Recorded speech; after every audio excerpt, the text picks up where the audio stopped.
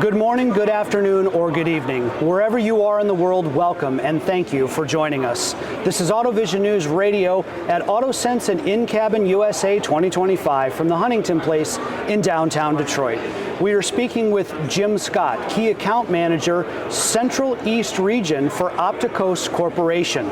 Jim is a seasoned sales professional with over 20 years of experience in the optical, imaging, and test systems industries. He currently serves as a key account manager at Optikos in Wakefield, Massachusetts, where he manages and coordinates sales activities for biomedical, military, research, and commercial optics accounts. He has held various positions in technical sales and product management throughout his career. He holds dual degrees in optical engineering technology and liberal arts with a math and science concentration from Monroe Community College, and he has pursued continuing education in mechanical and electrical engineering technology at the Rochester Institute of Technology. Jim, welcome to AutoSens and InCabin. Good to see you, friend. Good to see you, Carl. Thank you very much for having me. So what are the primary applications of optics for the automotive industry, say compared to other industries that you've seen, like aerospace, medical devices, and even consumer electronics? What do you see? Yeah, for the automotive industry, it's primarily imaging going on here. We're looking at cameras looking out in front of the car. Sure. We're looking at cameras looking backwards, maybe surround cameras on the perimeter of the car. There's also in-cabin cameras looking at the driver. Yes. So that's primarily what we're seeing, but there's also other optical devices, heads-up displays. Yeah. Right? We're looking at cameras that look at the eyes of the driver.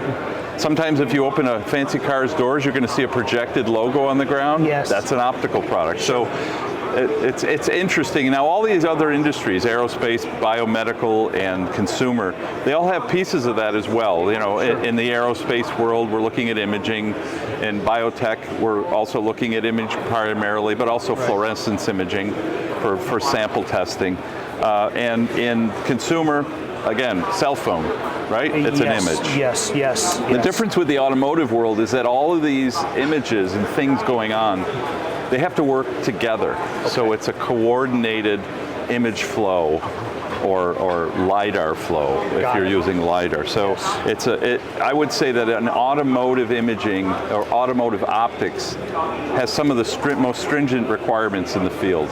Yeah, and let's keep with that train of thought. So we're looking here with Jim on how do the optics used in the automotive marketplace, how do they compare and contrast to other industries? So staying with that same train of thought, Jim, how do the performance requirements differ between automotive optics and some of these other industries that you mentioned? Okay, well let's start with aerospace. Sure. It's all about quality imaging. Got to make a good looking image if I'm going to use it for a defense or some sort of aeronautical evaluation.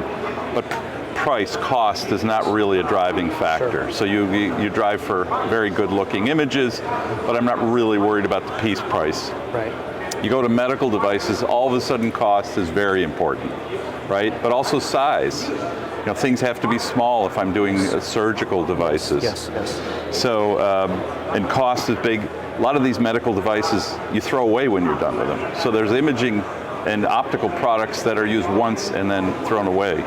So we have to be very, very aware of those kind of requirements. Under consumer electronics, we have a cost element, we have an imaging element, but there's no environmental concerns. Sure, right? Sure. Cell phones or cameras live in your pocket. They, office kinds of environments. So we're not limited there. In semiconductor market, for example, very high-end optics imaging. We're printing microchips. Things are done on a nanometer scale. Yes. So again, cost is not a driver, but really top-notch imaging quality. Sure. And then when we move to automotive, all of a sudden it's about safety. I have to be able to see the pedestrian or the item in the roadway. Right. I need to be able to sense a car behind me, that sort of thing. So that ramps up the quality of the imaging, but also cost is a big driver. I got to keep the cost down low, and weather and environmental conditions come into play. So all of these things come together and make perhaps automotive the most stringent requirements we're having to deal with between cost, image quality, and environmental concerns. Sure, and automotive being a safety first, a car being a safety first application. That's right. What role can catalog optics play then in the automotive industry? Where does that fit? That's a great question, because a lot of people can find quick solutions in a catalog solution. I'm developing new product. I'd like to get some optics quickly, so I'll reach for the catalog and I'll buy some catalog optics. And they have a great role in early R&D work. You should expect to be able to use a catalog optic to flesh out a design, to learn about what it's going to take to create a design.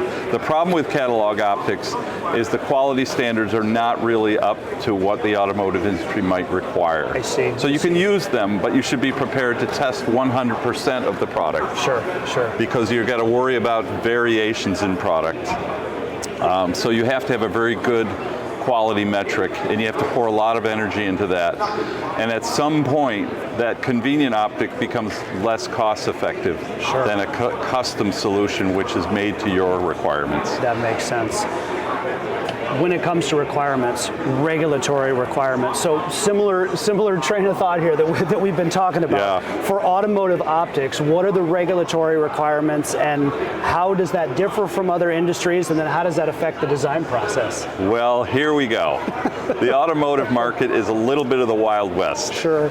We are just developing standards. Optics in the automotive industry is a relatively new thing going on, right? Cameras, in my lifetime, when I was a younger man, they didn't exist in cars, right? And they're just now being added to every single car. So it's a new, uncharted territory. And the rest of the industries, biomedical, aerospace, consumer, semiconductor, lots of standards, lots of understood rules and regulations about how to work with images and optics. Right. So the paths have already been blazed. Right. Now the plus side of a standardless automotive world is I can be creative. I can try new things.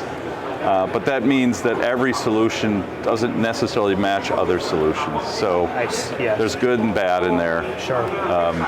But it's a little bit of a Wild West going on right now. Yeah. Also Wild West, the conditions that a vehicle can be exposed to. So let's just call it the automotive environment. Temperature variations, humidity, road debris, road vibrations, NVH. For example, we're in Detroit, Michigan for AutoSens and InCabin now.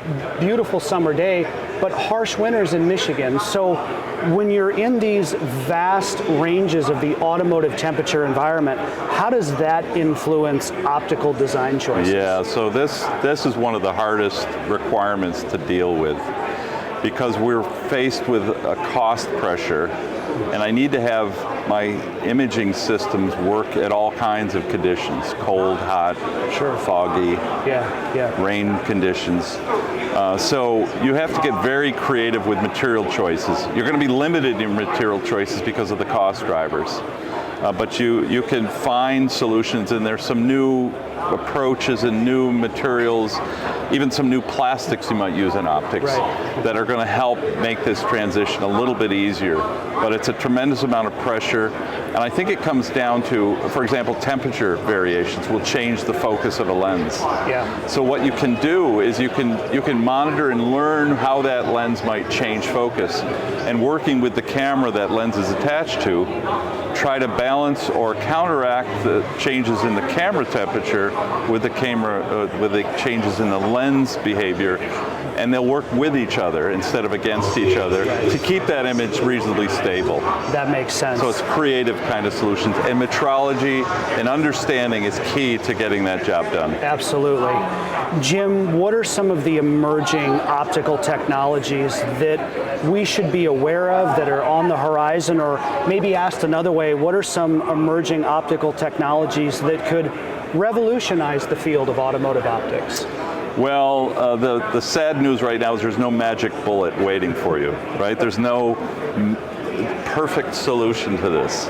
However, as I said, the plastics are beginning to change and evolve to give us some more options there. So that'll keep your costs in line while maintaining good quality image.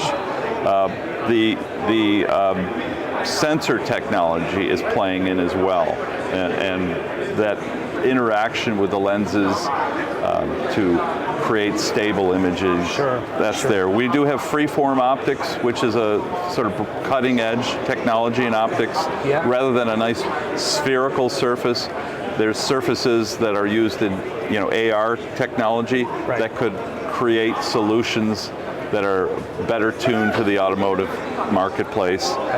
Meta lenses are out there, so that's a cutting edge technology that people are exploring. So we got to keep our eyes on the ball, look for crossover between these various markets to see if we can leverage them into the automotive market. But you really need to stay on top of the technologies to understand how they could be implemented. Absolutely. Jim Scott, Key Account Manager, Central East Region for Optikos Corporation. Jim, from all of us here at AutoSens and InCabin, want to thank you for being with us, sharing your expertise, your insights, your experience. Have a great rest of the week. Safe travels back home, and I look forward to when we can do this again. Carl, thank you very much for having me. It's a great show. It's good to have you here. It's good to speak to everybody, and I appreciate this opportunity. From the Huntington Place in downtown Detroit for AutoSens and InCabin USA 2025, I'm Carl Anthony, AutoVision News Radio.